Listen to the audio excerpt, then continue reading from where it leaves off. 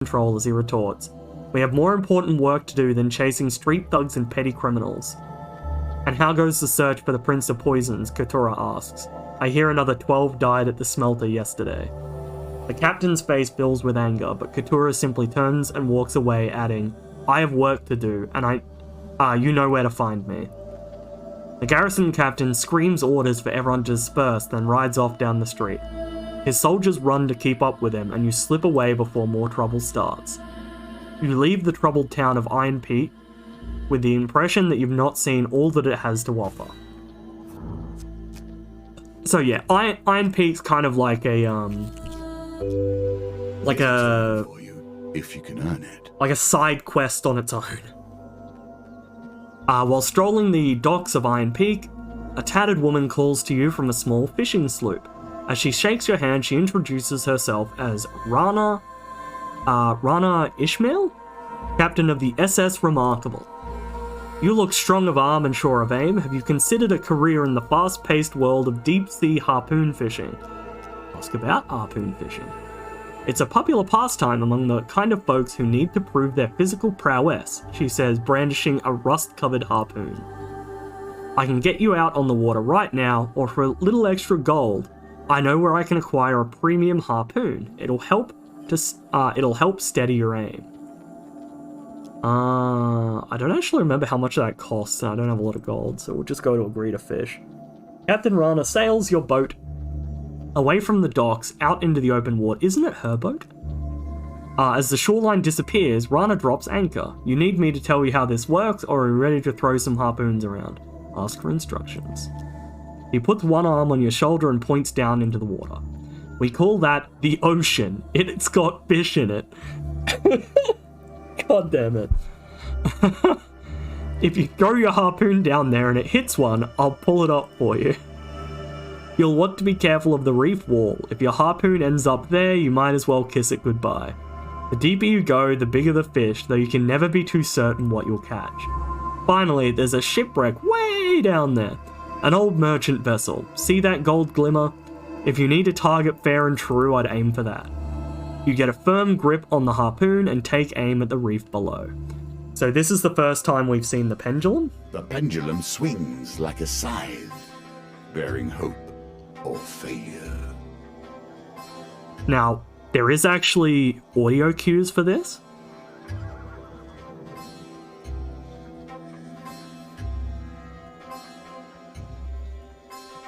I'm not sure how clear that comes through for you guys, but yeah, there is actually audio cues.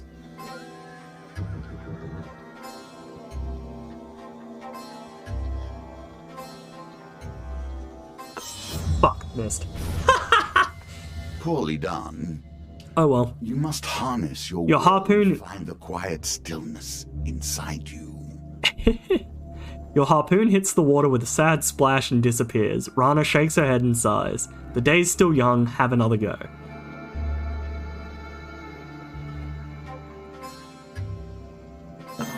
There we go. Nicely timed. Your harpoon descends further into the reef.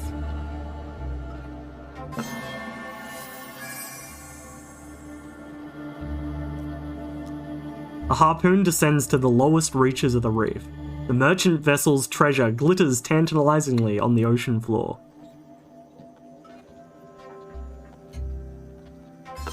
Fuck.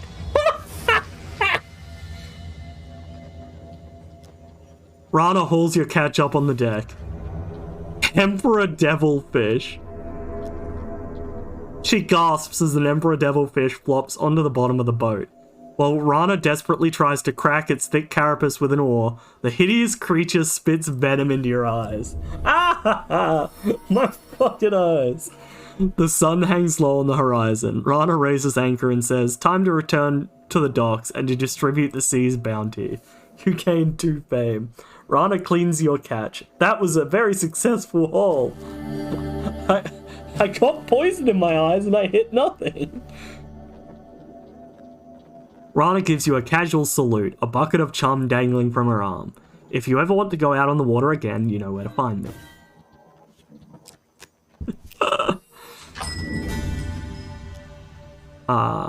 So yeah, just a shopkeeper. I've said before, where just looking at items in here counts towards finding them, so it gets rid of the new tag.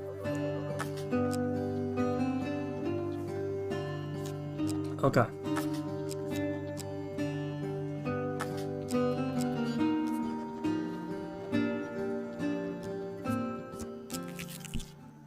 Let us see what the next town holds.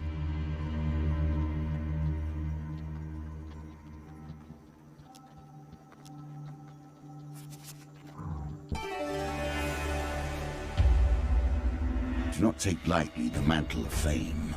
Being a figurehead is not without consequences.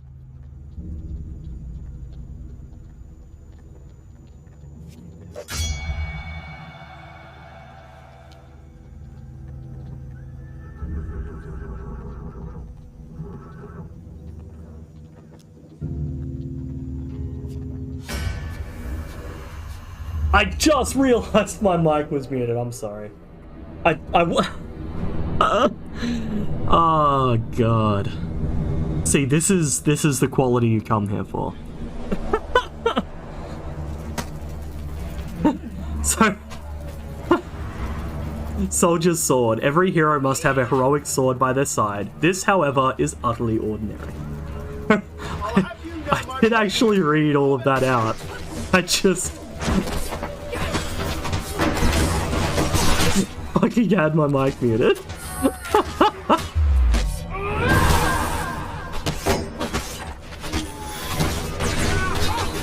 Ah.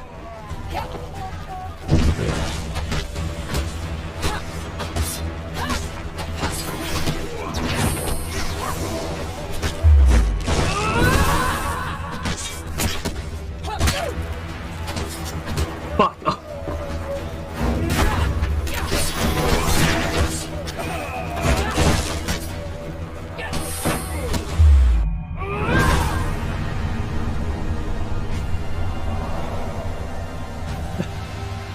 That first time I got hit, that was on me. That's why I normally just roll away, as opposed to like waiting to see whether it's a blockable or not. Because I tried to block it and it didn't work.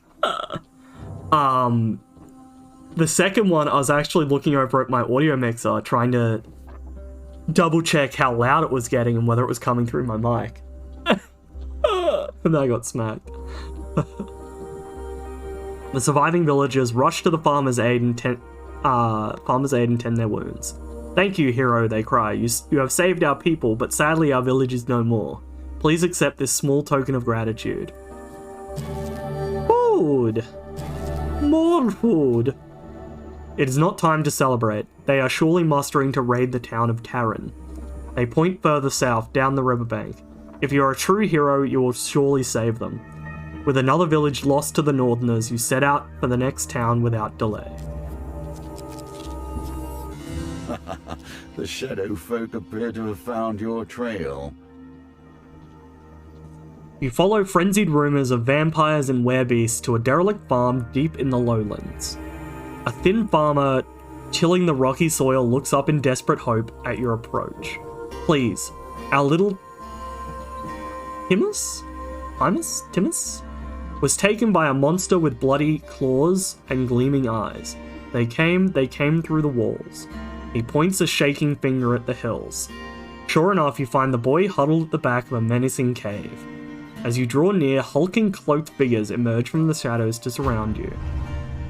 "Hero," one of the beasts hiss, we knew you would take this simple bait. Now relinquish your power." You draw your weapon. So yeah, these are shadowed.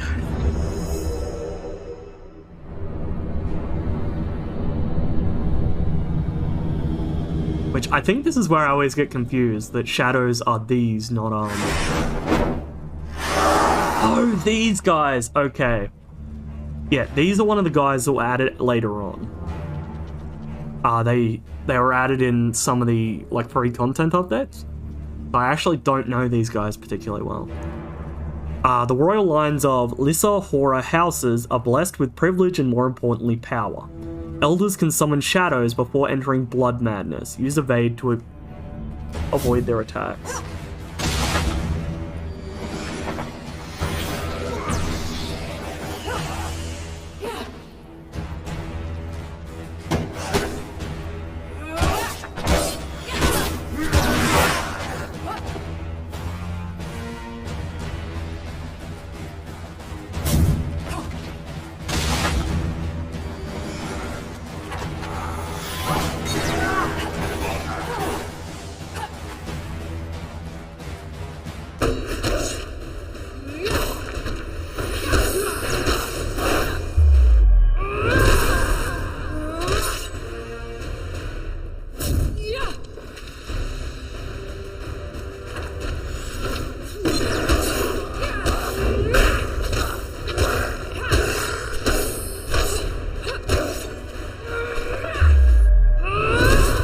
Okay, there we go.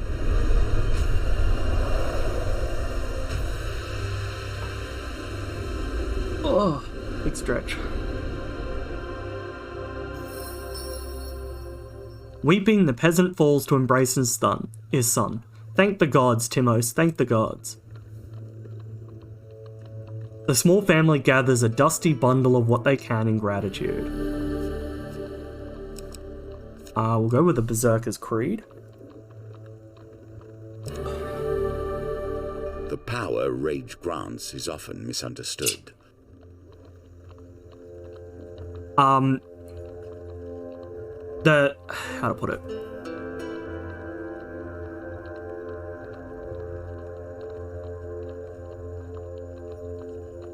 There's two reasons why I like the Berserker's Creed. The first is the fact that it has a shard. I'm just an absolute hoarder when it comes to unlocking things. The second is just the extra gold. Like, that's it. Always treat those who feed you with respect. Even I stand by this rule, and I have respect for few. You chance upon a wooden cart, overflowing with pears, pies, and many items otherwise. A wonderful smell wafts from the cart. Malcalypse shakes his head. Poor old Chester, this is why you should never be seduced by the wiles of women. Coin slave. They'll break your heart and leave you selling your lemon tarts with little business sense. The old farmer hawks his wares to passerbys. Tarts, pies, and exotic lies. Chester glares at two passing lovers walking hand in hand. To be young and naive, eh? Exotic lies. She was so beautiful, he whispered as he passes you a bag of spiked purple fruits. Chester stares in a kind of wistful gloom at the exotic fruits for a while, before he finally decides on a price. That one. Womp womp. Are you happy with paying this price? Decline the purchase. Chester seems strangely affronted at this. He takes the fruit from your hand and coldly asks you to leave. You'll notice that my carriage does not stop for every distressed traveler along the way. Which actually, now that he's pointed it out, you'll actually notice like the stuff in the background, you know, like the stuff hanging will actually move. And you can see out the window that the carriage does seem to be moving. I'm not actually sure how much the background changes if you watch out there, but... Anyway, so yeah, distressed woman again. Let's see if we if we still somehow manage to pass this. Not looking good. No. Okay, so we finally get to see what happens if you fail. Always try again, if you survive, of course. Why, thank you. Now, if you'd be so kind as to give me all of your gold. The woman draws a pair of concealed blades from her corset. Come on out, boys! You have no time to react as a group of bandits spring from hiding. So yeah, if you succeed that roll, she genuinely was in need of assistance. You fail that roll, no, she's the bait.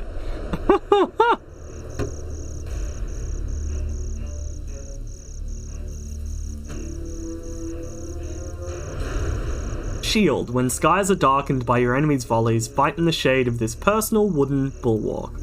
You have to stop helping people. It always ends up like this. Shut up, Malgalips.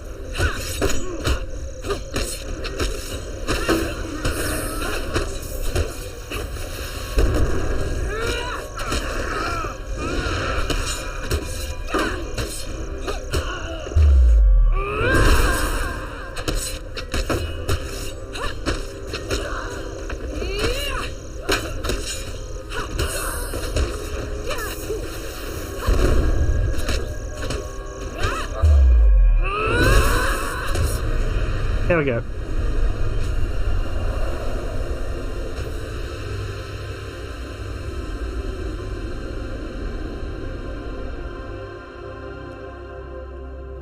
With the thugs defeated, you search their bodies for valuables.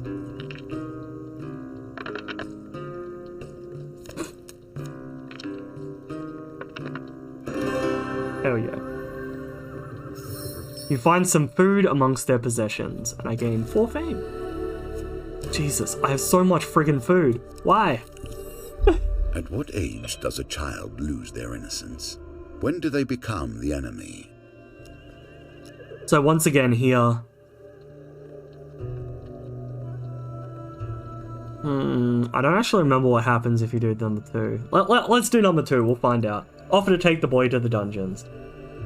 Upon your greeting, the guards recognize you. Ah, hero, it's an honor.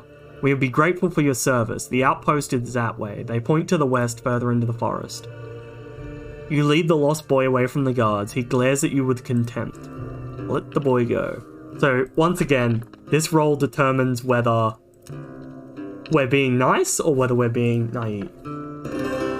We were being nice.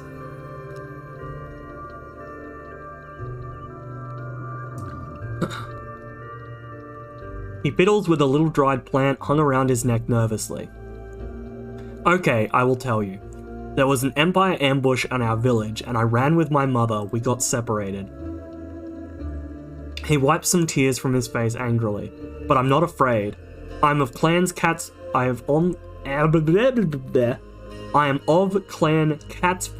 and we are great pathfinders. I will find my way home. The boy tells you what he knows of the area. The small northerner boy refuses any and all help. You can only wish him luck as his small form disappears into the forest. There we go. And so those shards, like that one just there, they're slightly different.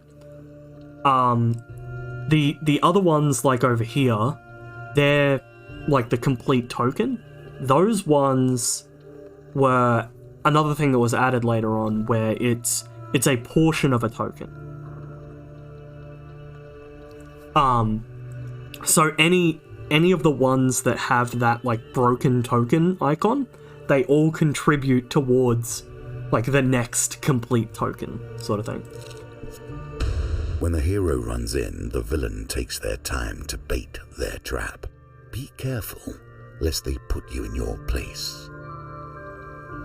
A rustling behind you is all the warning you get that your life is now in danger. You turn as the cords of a northern bowler wrap around your body. A party of northerners charge at you as you break free.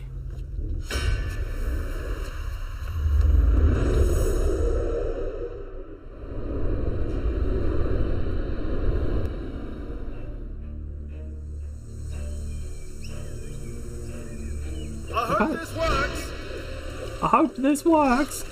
Fuck you, Malcolms.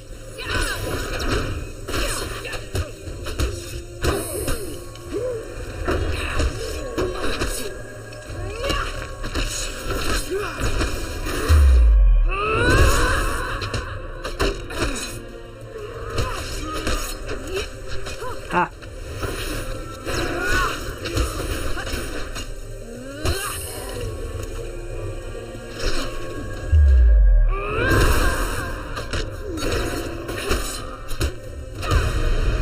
Okay, there we go.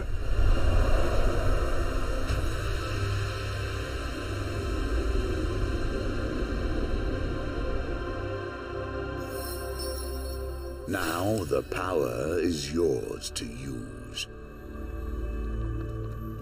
So there we go. We can now use Haritha's Ire. With the raiders defeated, you contemplate your next move. Search for spoils.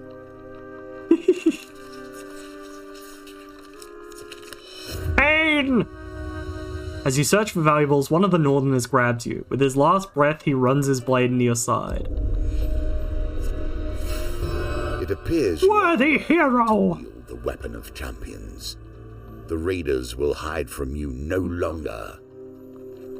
You turn Haritha's Ire over in your hands. The rune on its face begins emitting a golden light. It is unclear if it now weighs less or you have a newfound strength. But either way, you can now wield the mighty hammer. Malcalypse looks on in awe. Wow, that would earn a pretty penny at the markets. But, first, let's use it to break the barrier to the Northern Raiders' camp, slay the shaman, and stop the raiders once and for all. Remembering the Elder of Talos' instructions, you set out towards the sanctum of the shaman. So we will actually switch over to the Ire. You have prepared yourself for this battle. Now you must face it, but not alone, perhaps. Which, yeah, it's nothing big, but if you look down here at the token, because I've got the sword and shield equipped, it actually has a sword and shield. And if I switch over to the Haritha's Ire, it switches over to having an axe. A two-handed axe.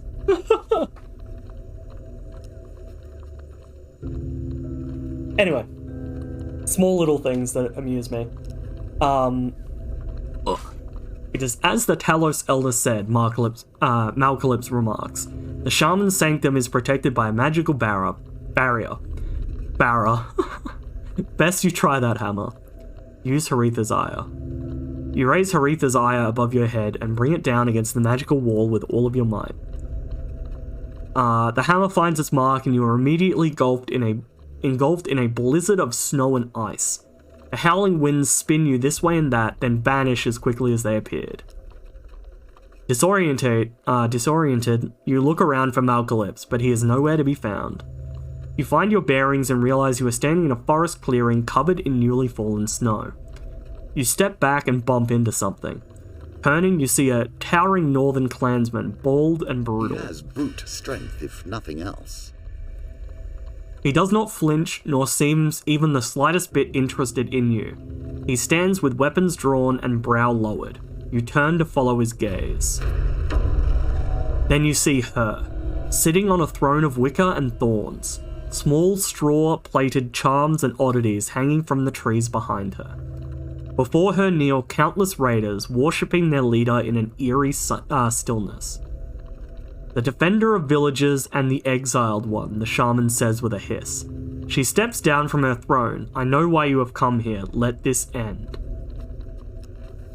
I hope you know how to fight, hero, says the bald Northerner, calmly. There are more warriors here than we can kill. To defeat a snake, you must cut off its head. You ready your weapon as the shaman and her clansmen surround you.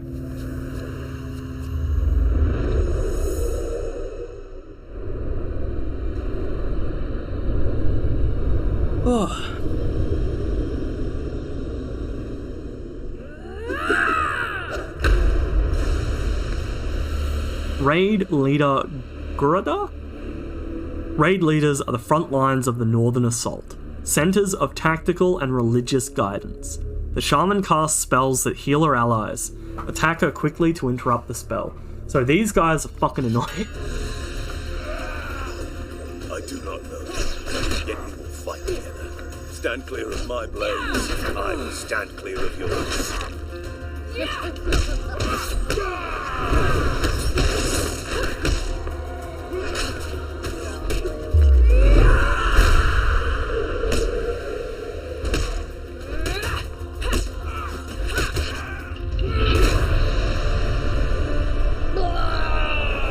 Okay.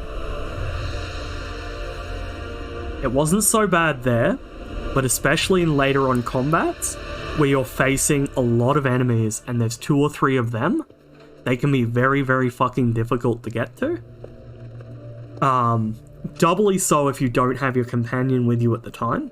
Like if your companion's out of the fight for whatever reason. Oh my god, it can get annoying.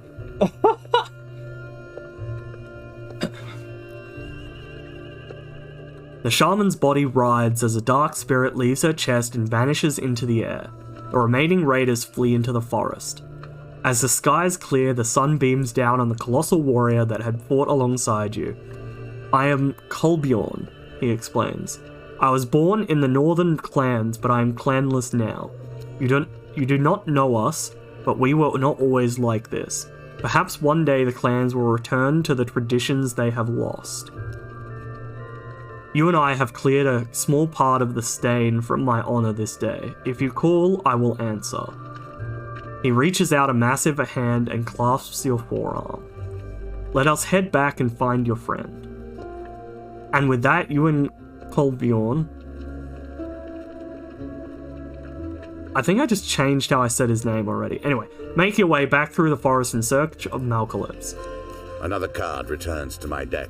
Do not worry, I have more challenges before you will be ready to face my foe. Well done.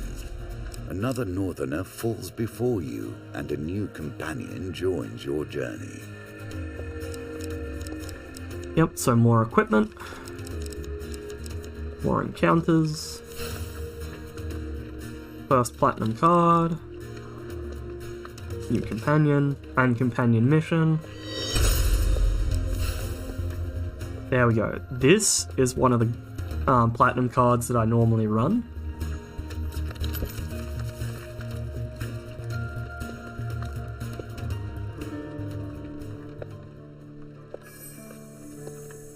You have done well. You understand the basic rules of the game now. From here, they will change.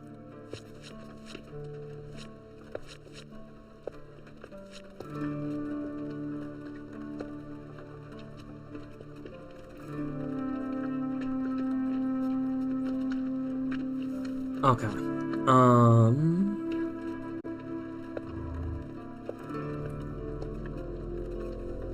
What I'm gonna do is